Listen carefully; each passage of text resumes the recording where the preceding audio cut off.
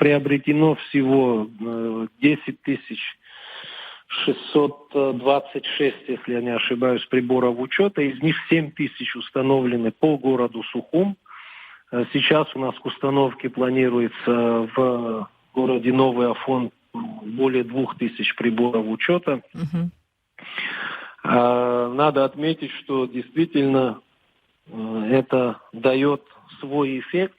Если взять город Сухум, мы наблюдаем высокий уровень платежей на тех участках, где приборы учета уже установлены. Это более 90% составляют сборы. То есть там фактически проблема платежей решена, сами понимаете, если у нас 90%, то есть наглядно эта ситуация показывает, что именно путем установки приборов учета проблема собираемости, она решается должным образом.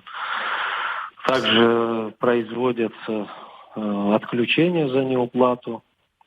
То есть это все благодаря, дистанционное отключение, это все благодаря как раз современным приборам учета, которые сейчас устанавливаются.